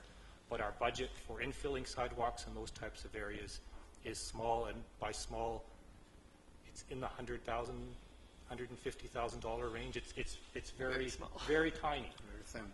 So, are there areas where putting in more dollars would help? Yeah, there probably are some areas, and if you like, we can identify some of those and bring them forward, either through a budget issue paper or as part of our budget. That is funding. I mean, that's a question, is how much funding do we want to do? And in some cases, it may be temporary. We may put it in, and then 5, 10, 15 years later, be tearing it out when we redo the road. Okay. No further questions. The recommendation is on page 136. Chairman Sealing, seconded by Councillor Strickland. Councillor Verbanovic. Well, thank you, Mr. Chair, and I sort of share many of the concerns that Councillor Clark, I think, shares as well in terms of, are we adequately resourcing this going forward? And while I will support this today, I will be pushing. If I'm back next term, I think we need to start taking this whole issue a lot more seriously than we have been as a community. I think, still as an organization, and it's used in some of the language, quite frankly, that we even hear at times from staff around this horseshoe, are still overly focused on the movement of vehicles over the movement of people. And I think we need to change that, and it's a philosophical change that I think needs to happen here, and it needs to happen in conjunction with all of our local municipalities as well. There's work that needs to happen to better coordinate on both ends, but I really believe if we're going to keep up with the kind of community that we're hearing from our residents that they want, and yes, there are naysayers, change is always difficult, but if we're going to keep up with what we're hearing from our citizens, as well as other communities, and I'm not talking Europe anymore, but other communities across Canada. I mean, Montreal is leaps and bounds ahead of us. Calgary, Vancouver, Edmonton, they're all leaps and bounds ahead of us. And so we need to start taking this much more seriously going forward, and really put the focus on pedestrians, cyclists, and active transportation in balance with the movement of vehicles and goods, because right now that still seems to trump everything. Okay. Call the question. All in favor? Opposed? That's carried. And of course, that comes to council, but that's the end of a fairly significant project. Councillor Clark and I were pleased to be on that project team, and thanks to staff and Jeffrey for bringing it to us through the process. We'll now go to, we have no further delegations, so we will go back to the consent agenda. There has been one item already dealt with on the consent agenda. That's the first one, the Herb Street. Are there any items there that people wish to discuss separately or have removed? Councillor Jowett. Thank you. I'd like to remove one from the consent agenda if I can. Chair Galley, is that okay? Which one's that?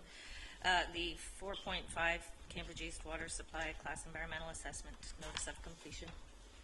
Just for some points of clarification. Can I do that? Which number? Oh, 4.5. Have I said that right, or are we another? Yeah, 4.5. Starts on page 105 of the report. What number in the report? 105. Page 105? And we're all getting free hearing aids. No, I'm just kidding. It's 5.6. Item 5.6. Okay, so you know how we've had papers shuffled in front of us changing things. Yeah, I was trying to find 4 or 5 in there. Where in the- 4.5 is what I have on the latest document. Green agenda. On the green agenda, sir. Oh, I'm working off the Page- main yeah. agenda now. Yeah, okay. Why would that be different? Should have been different numbers, but anyways, 5.6, the Cambridge, do you want to deal with that separately? Okay. Yes, sir. Anything else to be removed? Councillor Armstrong? I just wanted to just make a comment and ask a question on 4.4. It's related to the fact that the level crossovers, that I'm just concerned that we've been asking for. There's at least 3 in New Hamburg that we've had 1 suggested, and there's at least two more that we're concerned. I'm just wondering how soon those will be addressed.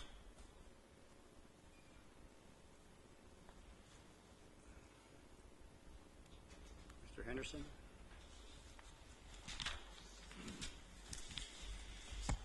I know staff were in the process of reviewing a number of locations, so not exactly sure the particular locations, Councillor Armstrong, but we can certainly get back to you on that.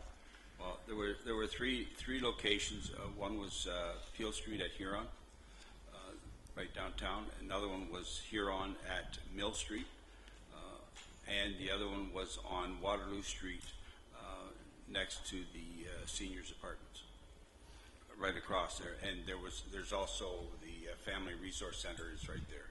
So on one side of the street there's a seniors' apartment, the other side of the street there's the Family Resource Center. My understanding of Peel and Huron Street is I believe there's an intersection pedestrian signal going in there, and that is planned to go in this year. I'll have to confirm that, but the other locations I'll have to confirm with staff and get back to you. Thank you.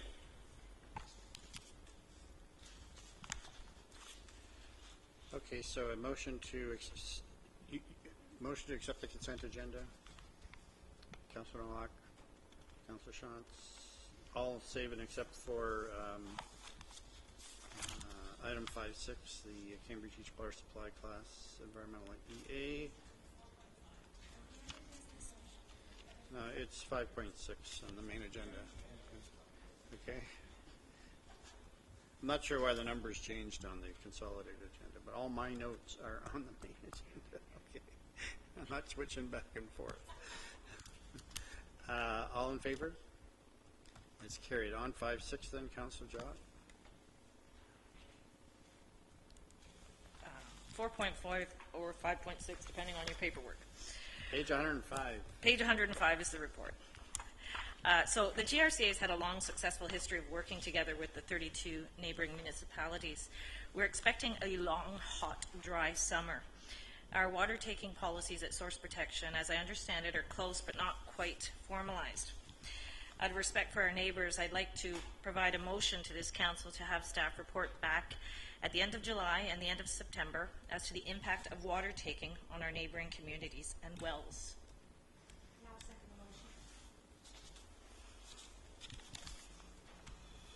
So what's the relevance to 5.6? Well, because we've undergone significant testing to see how it would impact our neighboring communities, but this is going to be particularly, and I believe GRCA are probably the best meteorologists around, just saying. So I believe it's going to be a long and hot and dry summer, and I just want to be cognizant of our water taking because our policies are not quite formalized yet, and I'm not sure if this government's paying attention to that yet. So just, I'm just trying to... Provincial government. So 4.5 or 5.6, you have no objection to that? I don't. I'm asking for a report in this regard. Okay. Well, could I have a motion for 5.6? Then Councillor Redmond, Councillor Shantz, all in favor? And then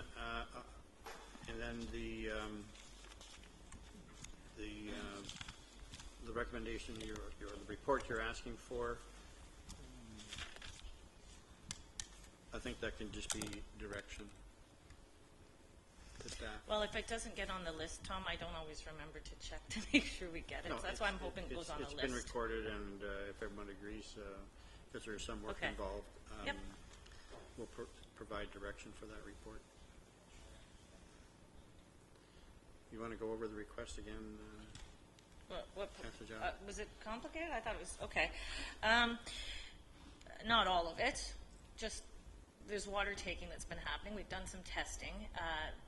The results of the testing is, I don't think it's as predictable as we'd like it to be. We're going to have a long, hot, dry summer. I'd like to see the impact on our neighboring communities because GRCA has built a long, successful relationship with 32 municipalities, and water taking is a very much emerging concern. Easy peasy. Well, so is this work that you would expect our staff to do, or the, Well, just or the a authority report staff on to the do? impact of the wells because they're going to be monitoring it anyway. In the report, it says they're monitoring it, so I'd just like to see it as well. So I think what we can provide, we monitor our wells, we have a monitoring network, and we review the impacts of our wells. I think we can provide that overall report. I think GRCA staff probably already have most of that information, but we can provide that here. I don't know what the state of it, and when you say all of our neighbors, we have neighbors on all sides, so I would say we can provide information on the impact of our wells rather than focusing on any one area. So I think we can provide that easily. I would also suggest that we typically do not see the impacts of one hot, dry summer on our wells at all. So we can provide that historical context to that. It would take a number of dry seasons in a row before we actually would start to see any impacts, but we will provide that information. We do monitor our wells. We provide reports on water levels and impacts. We can provide that too. Much appreciated. Council. I've been told it's not difficult. Thank you. Mr. Murray? If I could just add to what Mr. Smith said and maybe just ask Councillor Jowett, is this specifically related to questions or concerns about water taking in the Cambridge East area? Like, is it particularly related to this? And the reason I'm asking that is, if that's the case, the new wells that are proposed as part of this project wouldn't be in place for several years. And so if that's the concern, then reporting back in July and September of this year kind of won't be relevant to these new wells and potential water taking from these wells. So I just want to be clear about, is it a general concern or is it more specifically related to these? And if it's specifically related to these, then I think there is a plan in place. There is a plan in place to do monitoring and reporting. Right. And so it's a general question, and the concern I have now is because we haven't been able to prove or disprove the impact of the water taking, and I just wanted to keep an eye on it because I've been told it's going to be an unusually dry, hot, long summer. I think we're going to have probably maximum potential on our. It's a general question to see what kind of impact it has. Not so much related to the Specifics, not specific. It's a general question. Yeah. Okay. Direction's been provided. Staff have responded. Okay. The regular agenda then, the pilot transit service proposal in Elmira. I don't think we have any presentations on. There's only a few remaining items. So page 181. Councillor Shantz. Thank you. First, I want to express my appreciation to staff for working with us so well on this.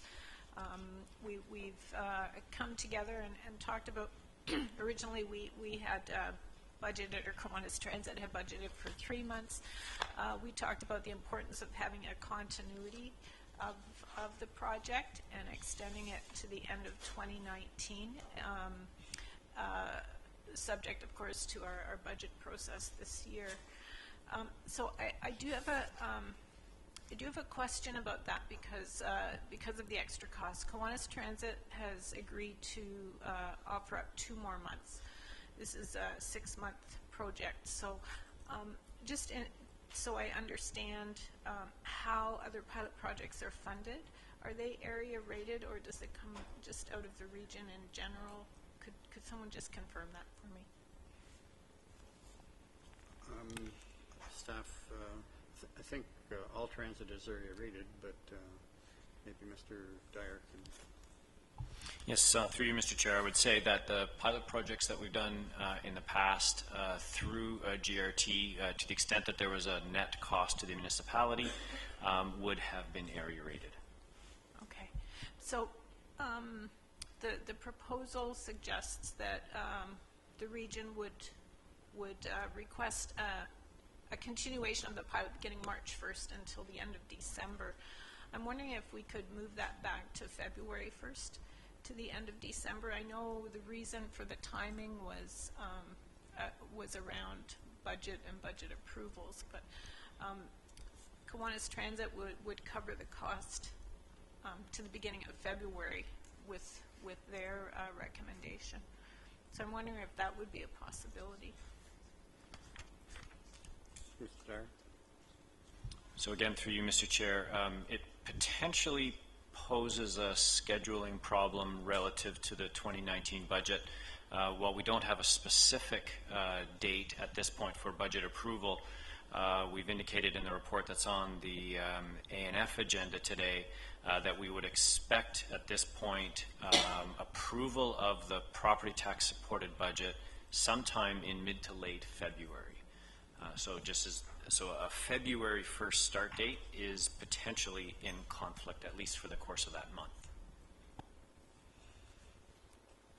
Is there any way to move that forward?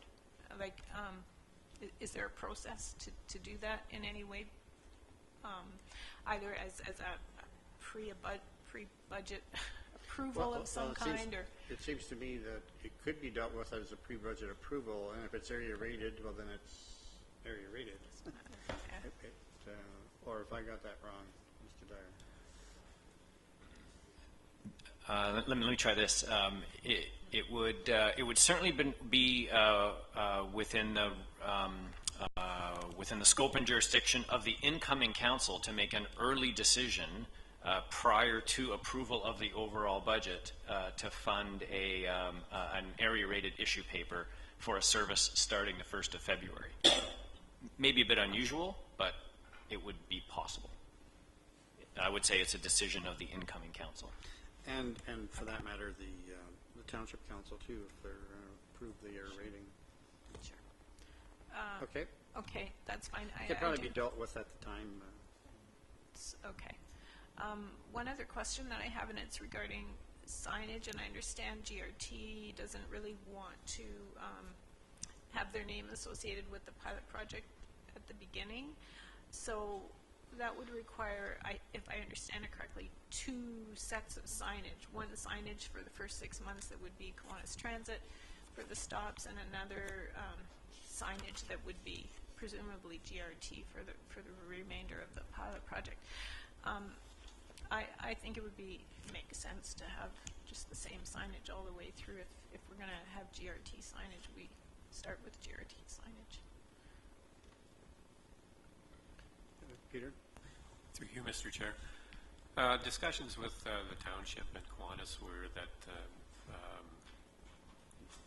staff would help locate bus stops and provide some expertise in that, thinking ahead to if and when the region takes over the pilot project. We don't have signs on in stock for this purpose. We have them made, and so it would be an assumption that we would go ahead and do that. It can be done, but again, we're making the assumption that we're putting those signs in, with the pilot continuing in 2019. Do we have temporary bus stop signage? We've seen that when we've had detours. Is that something we could reuse? Yeah, through you, Mr. Chair. Perhaps we can have further discussion with Kiwanis and the Township on that subject. I'd appreciate that. Thank you. I think that makes some sense. Okay. And again, thank you to staff for working on this so quickly. Okay, so you're going to move it, Councillor Shantz, seconded by Councillor Armstrong. All in favor? That's carried. The next item is the Hidden Valley Intake Protocol recommendation on page 189. Chairman Sealing, Councillor Foxton, all in favor? That's carried. The next is the TIG for 181 King, the Circa project on page 192. Councillor Jaworski, Councillor Strickland. History is being made, the first project in the city of Waterloo.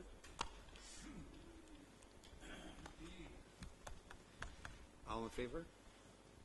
Carried. Any other items to bring to the meeting? Or is there? Oh, yes, the presentation. Yes, we have an award presentation, which we deferred to the end of the meeting. This is the Ontario Municipal Waste Association Promotion Education Award. And John is going to... Thank you, Mr. Chair, and I suspect because we moved it to the end of the presentation, that's why there might be a mix-up in the numbering and the agenda, but so you can blame me. Yeah, I just wanted to bring to Council's attention a recent award ceremony from the Municipal Waste Association. The region was awarded 2 gold awards for, one was for Best Calendar. It recognizes the best planning, implementation, effectiveness, originality, and creativity for a waste management calendar.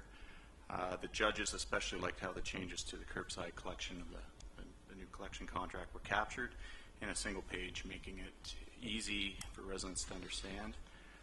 The second was for the overall promotion and education campaign, which we dubbed the Rethink Waste campaign. And this award again recognizes the promotion and education campaign that it used a number of different communication tools to inform, educate, and motivate residents. As we all know, everything's gone off quite successfully, and we're quite pleased with all that for sure, and a lot of that's due to the good work of our staff, and I would like to acknowledge we have one of our staff members here today, Kathleen Barsoom, who was present for the awards, and she can come down, and maybe Chair Galloway can come down and we can get a photo op, or whoever would like to get in a photo op and do a little presentation, if you don't mind.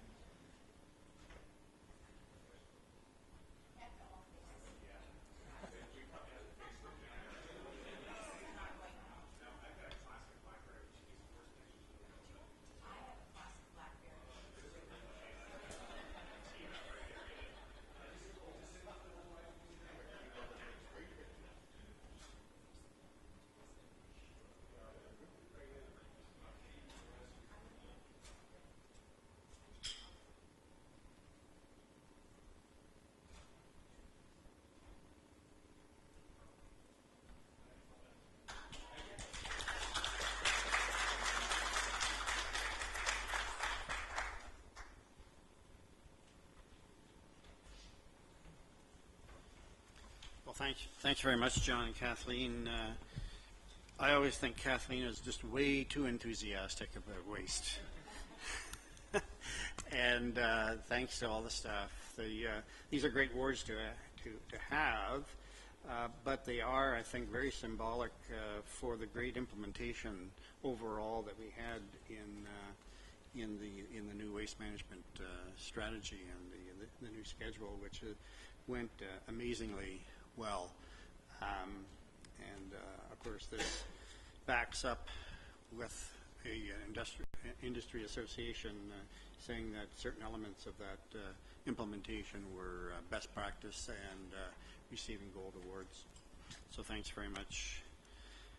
On other business, Councillor Redmond. Thank you, Chair Galloway. I wasn't fast enough hitting my button before. I just wanted to draw Council's attention to the brownfield TIG, and that's the relief that we give developers when they are rehabilitating brownfields. This region's been recognized in the past as a leader in that area, and in another part of my life, I am at Habitat for Humanity Waterloo region, and we can't go toe-to-toe with developers, so we're often looking at small pieces of land, and very often they're contaminated. And I just really wanted to underscore, we had one in Waterloo and the other one in Kitchener today, and it's a huge incentive to people to come in and do the right thing and clean up old contaminated sites. So I just wanted to underscore that that's an ongoing project that I don't think is overused, but certainly comes in handy to engage the private sector in making sure that we don't leave a mess for the next generation. Okay, thank you. Councillor Strickland? My name is Chairman. Just wondering before A&F, do we want to take a 10-minute recess? Okay. Sure. I have one more, Councillor Lawrence. Yeah, and in regards to that, I know we're having a number of delegations coming forward, registered yesterday and this morning, and I'm wondering how the timeline is. Should we be moving, telling people to come for one, or can we still make 12:30? I think we can make 12:30 based on the A&F agenda. Is that good with everyone? But there's a closed. Oh, it's closed. What time was community services originally scheduled for? 12:30. 12:30. Well, we can have We'll do the closed best. during lunch as well, right? So, Yeah. Yes, absolutely. Yeah. so are we still good for 12:30 then? Is everybody, there's some kind of a... Yep, we'll aim for that. Yeah, that's the target. Okay. On community services, I think the scheduled start is 12:30. I think, I'm looking around to see if anybody knows. I think we advised delegations on safe consumption sites. That was going to be held at 1 o'clock. So I think committee start at 12:30. Well, that works for me. Perfect. Committee start at 12:30. Delegations are scheduled for 1 on safe consumption sites. We'll deal with the last issue at 1. Exactly. Exactly. You I think that's the plan. Okay. Motion to adjourn. 11:23. Motion to adjourn. Councillor Armstrong, Councillor Jaworski, all in favor? Carried. Thank you.